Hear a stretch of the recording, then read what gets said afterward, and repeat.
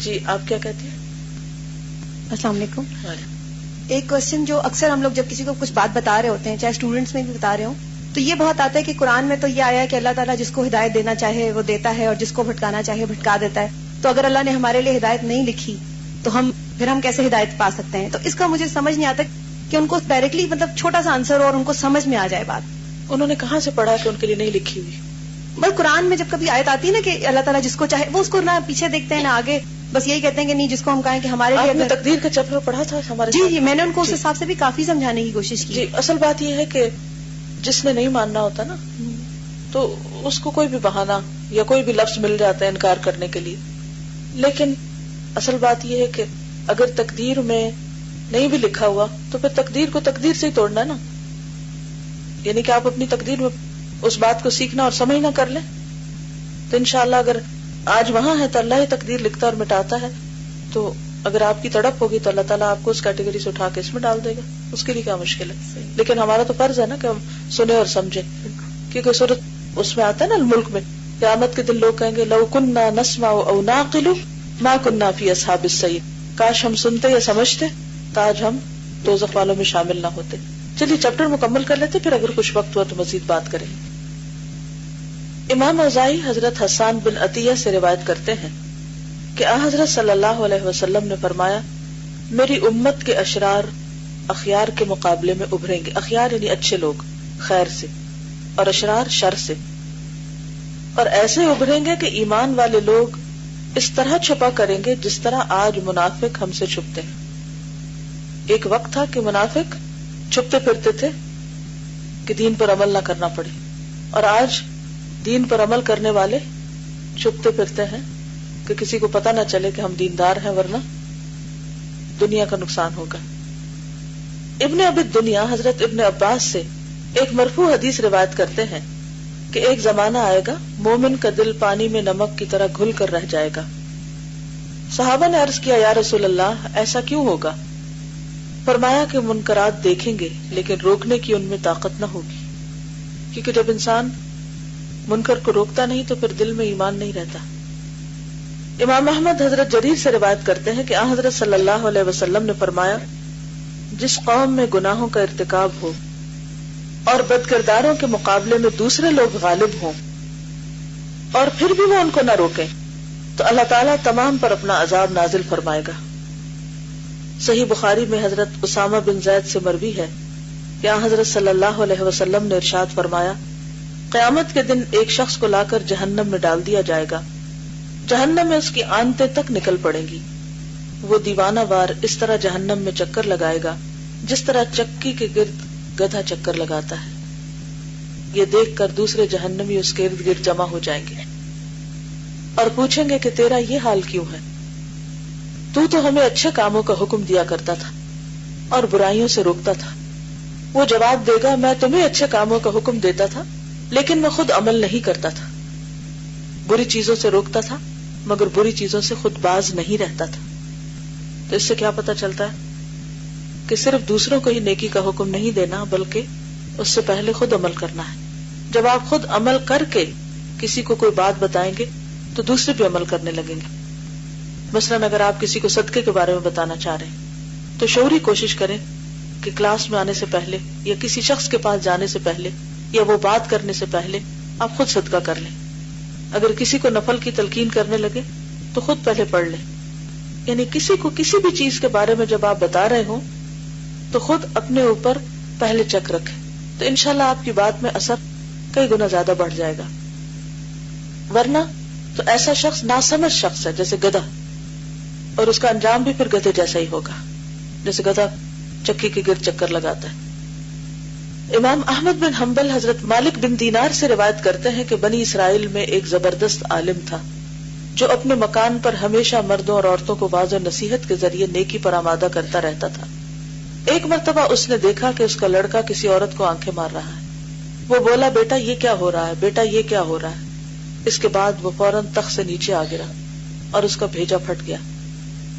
یعنی اس کو اتنا بڑا شوق لگا. اس کی بیوی بھی گر پڑی اور اس کے لڑکے قتل کر دیے گئے.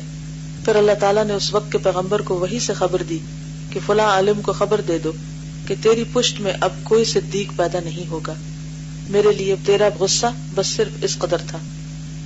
یعنی بعض اوقات انسان دوسروں کو نیکی کی تلقین کرتا ہے تو خود وہ نیکی نہیں کرتا، نتیجہ کیا ہوتا ہے کہ وہ چیزیں پھر انسان اپنی اولاد میں دیکھنے لگتا ہے.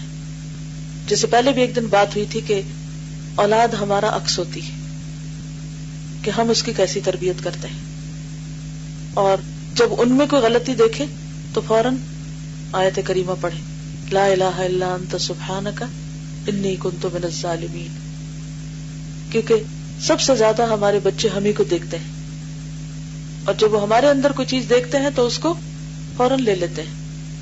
پھر ہمیں ان کو زبانی نصیحت اگر ہم کریں بھی تو ان کو اثر کوئی نہیں کرتی، کیونکہ وہ دیکھ چکے ہوتے ہیں کہ ہم جھوٹ بول رہے ہیں، ہم ڈس آنیسٹ دوسروں کے ساتھ، ہم دوسروں کو دھوکہ دے رہے ہیں، تو جواباً وہ بھی یہ ٹریٹ سیکھ جاتے ہیں.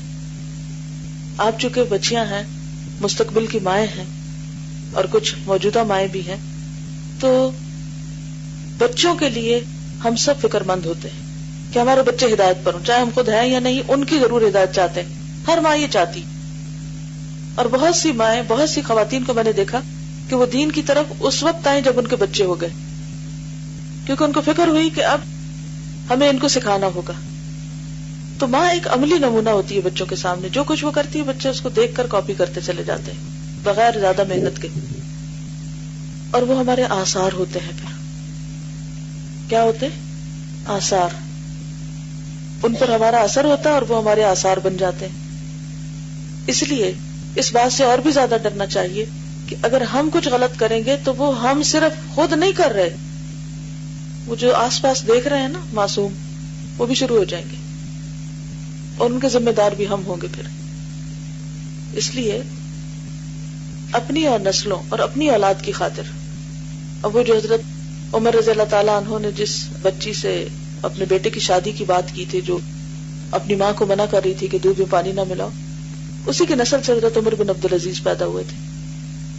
تو بعض اوقات انسان کی نیکی نسلوں تک جاتی ہے، اور بعض اوقات انسان کی برائی کا اثر بھی نسلوں تک جاتا ہے. اور یہ ایک اور حدیث سے بھی ہمیں پتہ چلتا ہے کہ ایک شخص نے نبی صلی اللہ علیہ وسلم کے ساتھ بدتمیزی کی، تو اس وقت آپ نے اس شخص کے بارے میں کہا کہ اس کی نسل سے ایسے لوگ پیدا ہوں گے کہ قرآن ان کے حلق سے نیچے نہیں اترے گا، اور وہ دین سے اس طرح نکل جائیں گے جیسے تیر کمان سے نکل جاتا ہے. اصل بات یہ ہے کہ ہمیں اس بات کا یقین نہیں کہ گناہ کا نقصان ہوتا ہے، یہ یقین نہیں ہے. اگر ہمیں یہ یقین ہو جائے نا تو ہم کھلے چھپے ہر جگہ گناہ سے بچیں، ہر جگہ بچیں. اب دیکھیے کہ مثال کے طور پر یہ کاغذ ہے اس وقت میرے ہاتھ میں، اگر میں اس کو دائیں طرف پھینکوں گی تو یہ دائیں طرف جائے گا، اور اگر اس کو میں بائیں طرف پھینکوں گی تو بائیں طرف جائے گا.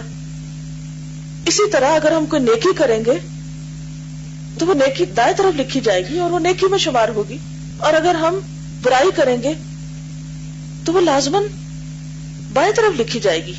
یہ کیسے ہو سکتا ہے کہ ہم غلط کام کریں، غلط بات کریں اور وہ ہمارے حسنات میں لکھی جائے؟ اور یہ بھی نہیں ہو سکتا کہ وہ کہیں معلق رہے. ہاں کچھ دیر معلق رہتی کہ بندہ توبہ کر لے، اور اگر انسان توبہ نہ کرے تو وہ اپنی جگہ جا پہنچتی.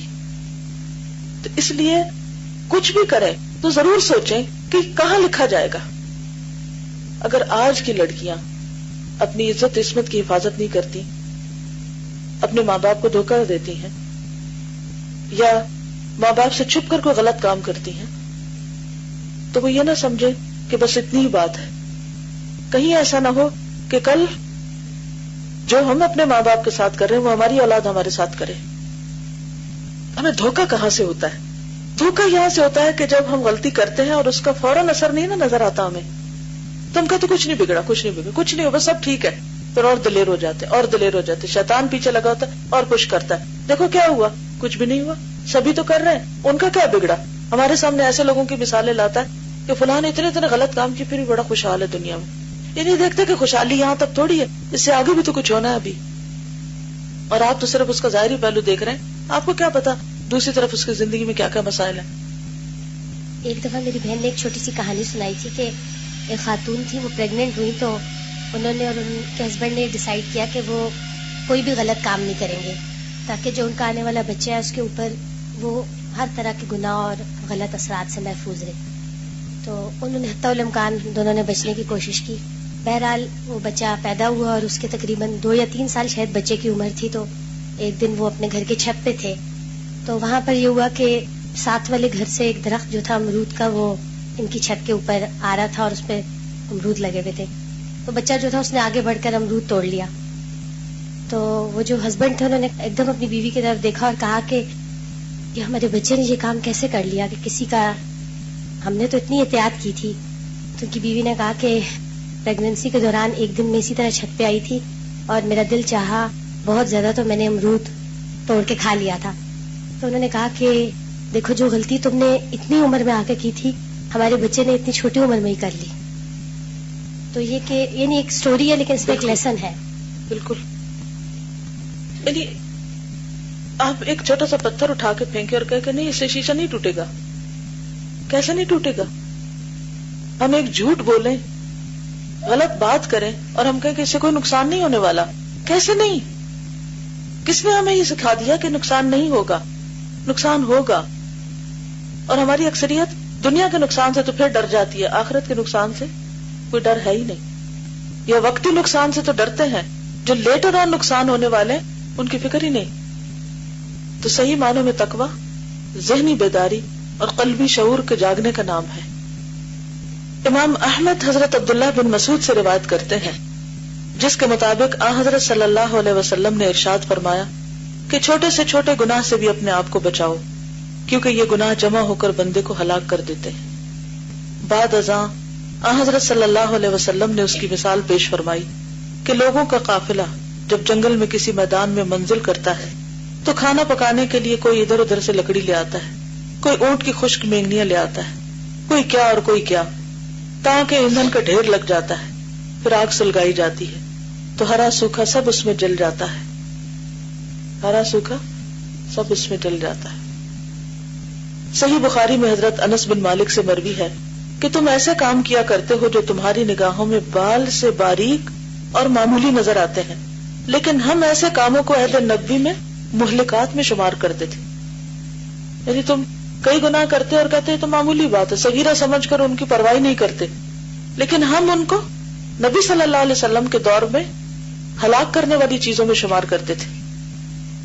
صحیح بخاری کے علاوہ صحیح مسلم میں حضرت عبداللہ بن عمر سے مروی ہے رسول اللہ صلی اللہ علیہ وسلم کا ارشاد ہے کہ ایک عورت کو اس لیے عذاب دیا گیا کہ اس نے بلی کو باندھ رکھا تھا. اسے نہ کھلاتی پلاتی تھی نہ کھولتی تھی, حتیٰ کہ اسی حالت میں وہ بلی مر گئی. ابو نعیم نے حلیۃ الاولیاء میں ایک روایت نقل کی ہے کہ حضرت حذیفہ سے ایک دن پوچھا گیا کہ بنی اسرائیل نے اپنا دین ترک کر دیا تھا, بنی اسرائیل نے اپنا دین چھوڑ دیا تھا. انہوں نے کہا نہیں, بلکہ جب انہیں کسی بات کا حکم دیا جاتا تو وہ اس پر عمل نہیں کرتے تھے, کسی چیز سے روکا جاتا تو وہ اسے ضرور کرتے تھے. انہوں نے اپنے دین کا چولا اس طرح اتار پھینکا تھا جیسے آدمی اپنی قمیص اتار پھینکتا ہے. یعنی دین کو نہیں چھوڑا لیکن دین پر عمل نہیں کیا. اپنے آپ کو دیندار کہتے تھے لیکن دین ان کی عملی زندگی میں کہیں نظر نہیں آتا تھا. بعض اسلاف کا قول ہے کہ معاصی کفر کے اس طرح قاصد ہیں جس طرح بوسہ جماع کا قاصد ہے, گانا زنا کا, نگاہ عشق کی اور بیماری موت کی قاصد یعنی پیغامبر. یعنی یہ چیزیں اس کو آگے جنم دیتی ہیں. حلیۃ الاولیاء ہی میں حضرت ابن عباس سے مروی ہے, فرماتے ہیں کہ اے گناہ کرنے والے, تو نگاہ کے فتنے اور اس کے انجام بد سے بے خوف نہ رہنا, کیونکہ یہ اس گناہ سے بھی بڑا گناہ ہے. تیرے دائیں اور بائیں 2 فرشتے ہیں, ان سے شرم و حیا نہ کرنا اس گناہ سے بھی بڑا گناہ ہے. یعنی فرشتوں سے شرم نہ کرنا اس گناہ سے بھی بڑی بات ہے. تمہارا ہنسنا اور اس کا اندازہ نہ کرنا کہ اس کے بدلے تمہارے ساتھ کیا معاملہ ہوگا. یعنی بعض لوگ گناہ کر کے پھر اس پر مزید ہنستے بھی ہیں. یہ اس ہنسی سے بھی بڑا گناہ ہے. گناہ پر تمہارا خوش ہونا اس گناہ سے بھی بڑا گناہ ہے. گناہ کرنا اور اس پر نادم نہ ہونا گناہ سے بھی بڑا گناہ ہے. ہوا تمہارے دروازے کے پردے کو حرکت دے, پھر بھی تم گناہ میں مشغول رہو اور دل میں یہ خوف پیدا نہ ہو کہ اللہ تعالیٰ تمہیں دیکھ رہا ہے, تو یہ اس گناہ سے بھی بڑا گناہ ہے. خدا تمہارا بھلا کرے. یعنی اللہ سے نہ ڈرنا دراصل سب گناہوں کی جڑ ہے اور سب گناہوں سے بڑا گناہ ہے کہ انسان ڈھیٹ ہو کر غلط کام کرتا چلا جائے. حضرت ایوب نے کیا گناہ کیا تھا جو اللہ تعالیٰ نے انہیں ایک سخت ترین بیماری میں مبتلا کر دیا اور ان کا سارا مال چھین لیا؟ گناہ تو صرف اتنا ہی تھا کہ ایک غریب مسکین نے ایک ظالم کے ہاتھ سے چھڑانے کی ان سے درخواست کی اور انہوں نے اس کی فریاد نہ سنی اور ظالم کو نہ روکا. امام احمد روایت کرتے ہیں کہ حضرت ہلال بن سعد کہا کرتے تھے، یہ نہ دیکھو کہ گناہ چھوٹا ہے بلکہ یہ دیکھو کہ تم کس کی نافرمانی کر رہے ہو، یعنی اللہ کتنا بڑا ہے. حضرت فضیل بن ایاز فرماتے ہیں کہ گناہ کو تم جس قدر چھوٹا سمجھو گے اسی قدر وہ اللہ تعالیٰ کے نزدیک بڑا ہو جائے گا، اور گناہ کو تم جس قدر بڑا سمجھو گے اسی قدر وہ اللہ کے نزدیک چھوٹا ہو جائے گا، یعنی اللہ تعالیٰ پھر اس کو معاف کر دے گا. کتابوں میں یہ روایت ہے کہ اللہ تعالیٰ نے حضرت موسیٰ علیہ السلام کو وحی کے ذریعے یہ فرمایا کہ اے موسیٰ، میری مخلوق میں سے سب سے پہلے جسے موت میں گھیرا وہ ابلیس ہے، یعنی جس کا ایمان ختم ہوا. یہاں موت سے مراد حصی نہیں بلکہ مانوی موت. میری نافرمانی سب سے پہلے اسی نے کی.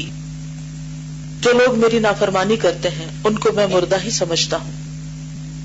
مسند اور جامع ترمذی میں حضرت ابو ہریرہ سے مروی ہے کہ حضرت صلی اللہ علیہ وسلم نے ارشاد فرمایا کہ مومن جب کوئی گناہ کرتا ہے تو اس کے دل پر ایک سیاہ نقطہ پڑ جاتا ہے، وہ توبہ کر لے اور گناہ چھوڑ دے تو سیاہ نقطہ صاف ہو جاتا ہے، زیادہ گناہ کرے تو زیادہ سیاہ نقطے پڑ جاتے ہیں تاکہ اس کا سارا دل سیاہ ہو جاتا ہے. اور یہی وہ سیاہی ہے جس کے متعلق اللہ تعالیٰ ارشاد فرماتے ہیں کلا بل ران علی قلوبہم ما کانوا یکسبون، سورۃ المطففین. نہیں بلکہ بات یہ ہے کہ ان کے دلوں پر انہی کے اعمال کے زنگ بیٹھ گئے ہیں، ان کے دلوں پر انہی کے اعمال کے زنگ بیٹھ گئے ہیں. امام ترمذی فرماتے ہیں کہ اوپر بیان کی گئی حدیث صحیح ہے، یعنی سیاہ نقطہ لگنے کی. حضرت حذیفہ فرماتے ہیں بندہ گناہ کرتا ہے تو اس کے دل پر سیاہ نقطہ پڑ جاتا ہے اور گناہ کرتے کرتے اس کا سارا دل گرد آلود بکری کی مانند ہو جاتا ہے، میلا ہو جاتا ہے. امام احمد حضرت عبداللہ بن مسعود سے روایت کرتے ہیں کیا حضرت صلی اللہ علیہ وسلم نے ارشاد فرمایا کہ اے قریش، اس حکومت کے حقدار تم ہی ہو، لیکن اس وقت تک کہ تم اللہ تعالیٰ کی نافرمانی نہ کرو. نافرمانی کرو گے تو وہ تم پر ایسے لوگوں کو مسلط کر دے گا جو تمہیں چھیل ڈالیں گے اور تمہاری کھال اس طرح اتاریں گے جس طرح لکڑی چھیل دی جائے. یہ کہہ کر آپ نے اس لکڑی کی طرف اشارہ فرمایا جو آپ کے ہاتھ میں تھی اور لکڑی کی چھال اتار دی تو سفید چکنی لکڑی اندر سے نکل آئی.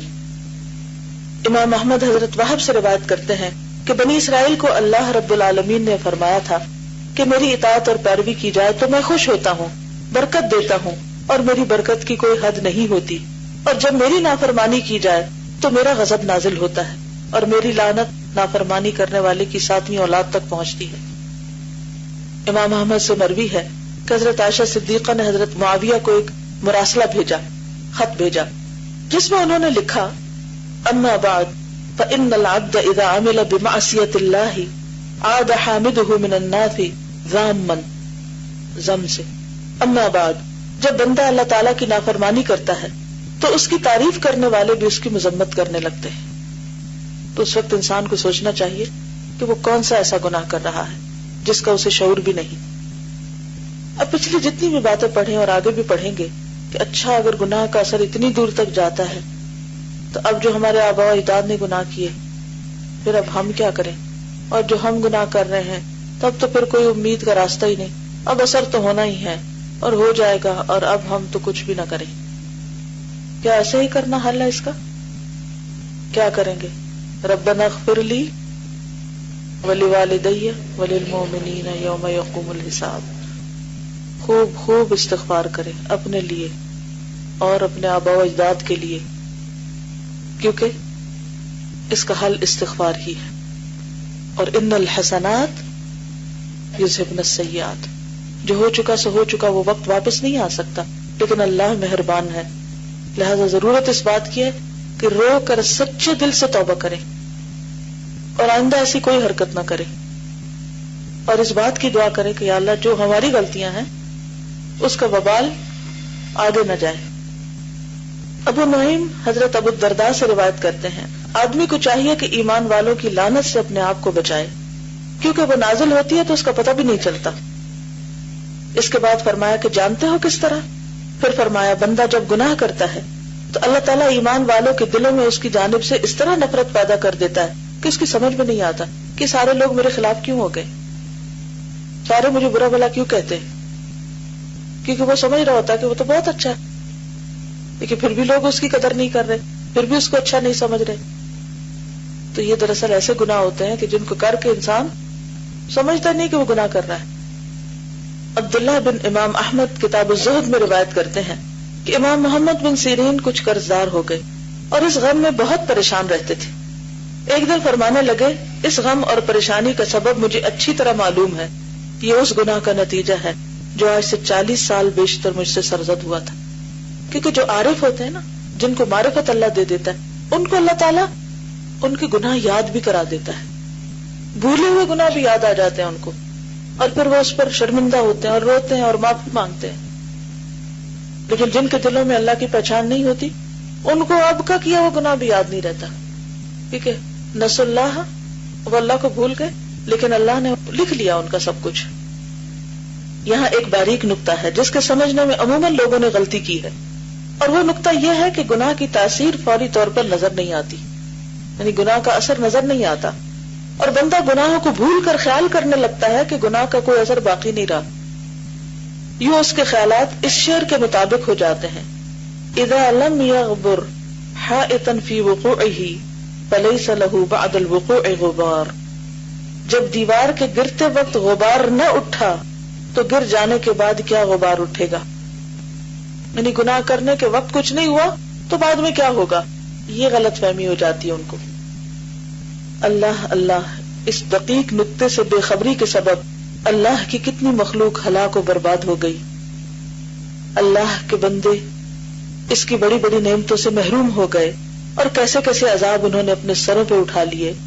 جہاں بڑے بڑے علماء اور فضلاء دھوکہ کھا گئے، وہاں احمقوں کا تو پوچھنا ہی کیا.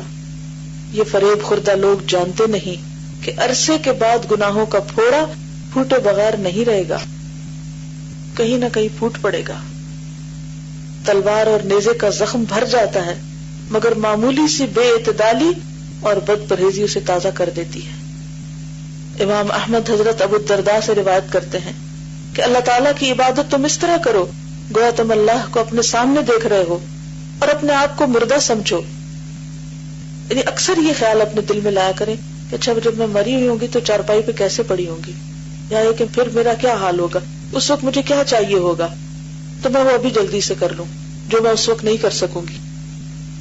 نیز یہ سمجھ لو کہ تھوڑا سا جو تمہیں کافی ہو جائے غفلت میں ڈالنے والے کثیر سے بہتر ہے. نیکی پرانی نہیں ہوتی اور گناہ کو کبھی بھولنا نہیں چاہیے. ایک بزرگ نے ایک خوبصورت لڑکے کو دیکھا اور اس کی خوبصورتی پر کچھ دیر غور کرتے رہے. جب رات کو وہ سو گئے تو خواب میں وہ لڑکا ان کے سامنے آیا اور کہنے لگا کہ اس کا انجام تم 40 سال کے بعد دیکھو گے.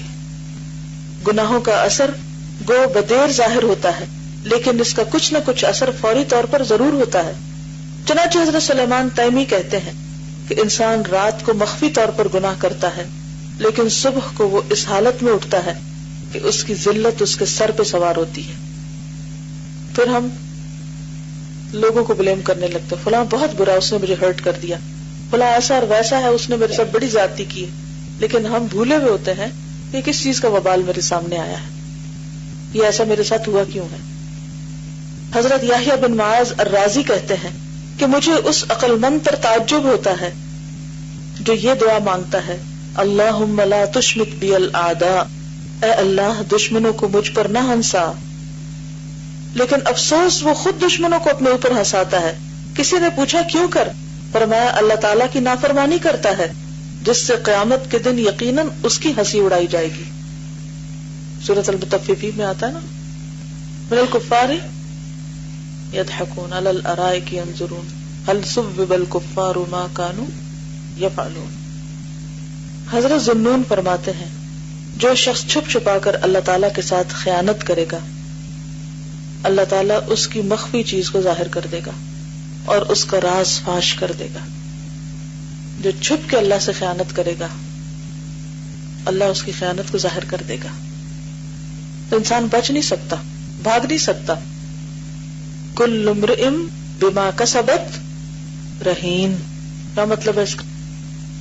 ہر شخص اپنی کمائی کے بدلے رہن میں پکڑا ہوا ہے. جی. کہا ہوا ہے کہ انسان جب نیکی کرتا ہے تو اسے نیکی کا صلہ مل ہی جاتا ہے، لیکن جب وہ گناہ کرتا ہے تو اس کا مفہوم ہے اسے بار بار یاد آتا ہے، اسے بار بار احساس ندامت میں مبتلا کیے رکھتا ہے، اور اگر وہ سچی ندامت کے ساتھ اور پکے دل سے توبہ نہ کرے تو اسے خون کے آنسو آخر وقت تک رلاتا رہتا ہے. تو یہ بات بار بار میرے ذہن میں آ رہی تھی کہ ہم لوگ کتنے ایسے کام کر جاتے ہیں جو ہم لوگ نہیں سوچتے کہ یہ ہمیں کتنے آگے جا کے ندامت کے آنسو رلائیں گے.